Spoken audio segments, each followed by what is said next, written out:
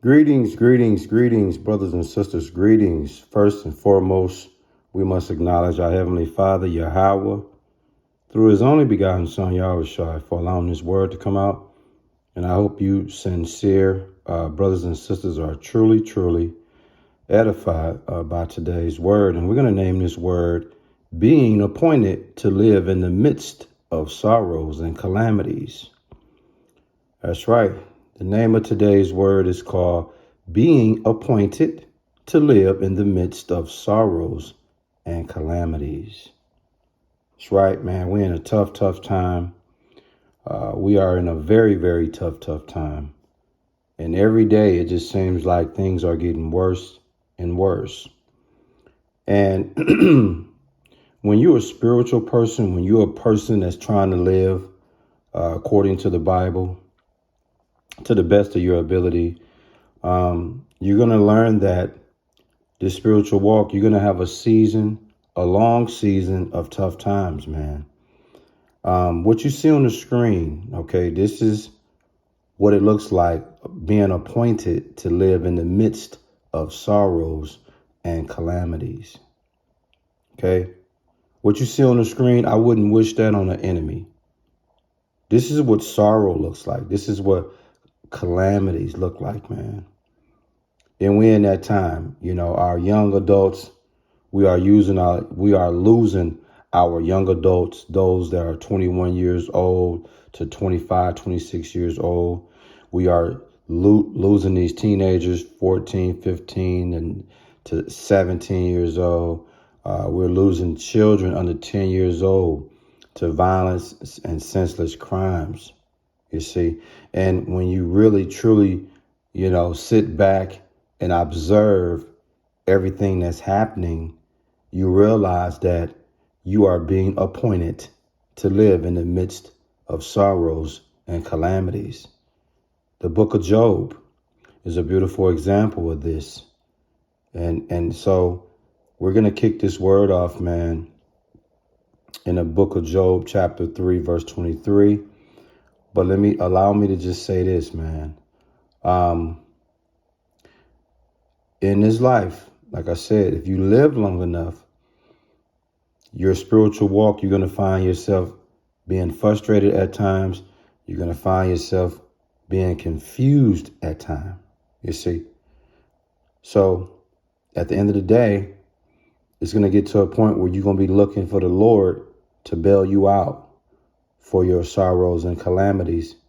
And understand, it's not about the Lord bailing you out. It's about you persevering and having faith, having confidence, trust, and faith in Yahweh through His only begotten Son, Yahushua, during your time of misery, during your time of pain. You see? So without further ado, man, in Job 3, verse 23, it reads, "Why is light given to a man whose way is hid, and whom God have hedged in?" That's the question in Job 3, verse 23. Now, let's analyze Job 3 and 23. The first thing it said is, it's a question being asked, why is light, given to a man whose way is hid? Okay? So what light is it speaking about? The light of life, your current life. Why is your current life given to a man whose way is hid, whose way is concealed, whose way is kept closed? You see, whose way is in a way where he not know his coming from his going. In a way where he's clueless to what path to take for comfort during his time of sorrow and calamities. You see, it's like you find yourself in a spiritual maze. You see, what's sorrow, brothers and sisters? Sorrow is to be sad, to deal with extreme grief, to being extremely depressed. That's sorrow. What you see on the screen is what sorrow looks like. What's calamities? Calamities is misfortune, miseries, distress, victims of evil. You see, someone killed one of your loved ones. That's a victim of evil. You see? So please understand, again in Job 3:23, it asks, why is light given to a man who way is hid, and whom God have hedged in, where the Lord has boxed you in, where the Lord has fenced you around, where the Lord has shut you in, where there is no way for you to escape, which means you are forced to deal with these afflictions and these aggravations of life, these sorrows, these calamities. You see, the Lord will put you in a space where you can't run from it. You can't get aid from it. You have to persevere. You have to really show the Lord your confidence in him, your trust in him, your faith in him. You see? So yeah, the spiritual walk is very, very testing, very, very trying. But like I said, in a time like this, need not look for the Lord to bail you out.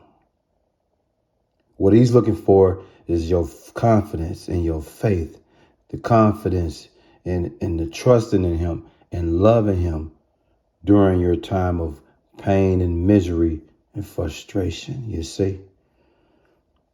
It's the name of the word, man. Being appointed to live in the midst of sorrows and calamities. So you sincere brothers and sisters have lost a loved one recently, lost a loved one this past year, or have lost a loved one, period. Whether it was yesterday, today, 5 years, 10 years, 20 years ago, and you still feel that pain. You still feel that sadness. You still feel that extreme grief. Trust me, it's not on accident. We are being appointed to live in the midst of sorrows and calamities, you see. And when this happens, you deal with it. The Lord will put you in a space for you to deal with it. Persevere like Job did. Job lost everything. And he persevered. And he ended up being more victorious than what he lost originally during his time of frustration, during his time of confusion, because it felt as though the Lord just sat there and watched him suffer. But that wasn't the case. So if you sincere brothers and sisters are going through it and you're God-fearing individuals and you feel like, man, you feel like the Lord is just watching you suffer. You feel like the Lord is watching you go through what you go through and he ain't bothering to bail you out. So now you feel in a certain type of way. Well, please understand, always know, no matter if you feel like the Lord gonna bail you out or not, just continue to have your faith, trust, and love in him, and everything gonna be all right, man. Yeah, because these sorrows and calamities is part of this life we live, man. That's cold-blooded. In Jeremiah 20, verse 18, it reads, wherefore came I forth out of the womb to see labor and sorrow, that my days should be consumed with shame. See that? That's Jeremiah speaking there, man. Jeremiah didn't want to live. Jeremiah was frustrated with being born and then coming into this world dealing with sorrow, coming to this world being consumed with shame, being consumed with the spirit of disgrace. You see? It's a cold-blooded game. It's a cold-blooded name. It's a cold-blooded game. And I'm going to tell you like this, man.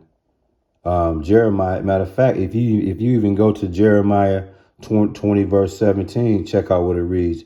Because he slew me not from the womb, or that my mother might have been my grave, and her womb to always be great with me. Verse 18, wherefore came I forth out of the womb to see labor and sorrow. So he came out of the mother womb, and right away he's dealing with calamities and sorrow. You see, that his days should be consumed with shame. You see that? So it ain't by accident, man. We are appointed to live in the midst of sorrows and calamities, man.